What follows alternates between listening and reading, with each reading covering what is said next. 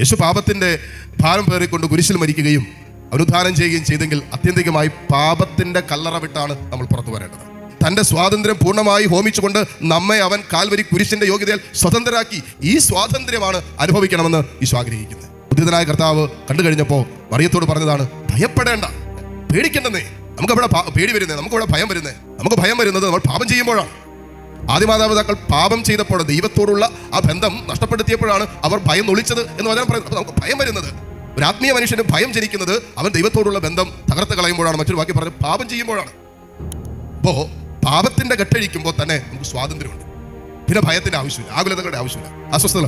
ഇത് നമ്മൾ എന്തെല്ലാം ഭയത്തിലാണ് കിടക്കുന്നത്. അതുകൊണ്ട് ഏതെങ്കിലുമൊക്കെ ഭയം നമ്മളെ അലട്ടുന്നുണ്ടെങ്കിൽ ഈശോയുടെ ഉദ്ധാനം നമുക്ക് തരുന്ന ഏറ്റവും പ്രധാനപ്പെട്ട ആത്മീയ സ്വാതന്ത്ര്യം ഭയത്തിന്റെ ബന്ധനത്തിൽ നിന്നും കെട്ടിൽ നിന്നും പാപത്തിന്റെ കല്ലറയിൽ നിന്നുള്ള സ്വാതന്ത്ര്യമാണ്. ഈ സ്വാതന്ത്ര്യം നമ്മൾ അനുഭവിക്കണമെന്ന് ഈ തിരുനാൾ കർത്താവ് ആഗ്രഹിക്കുന്നത്.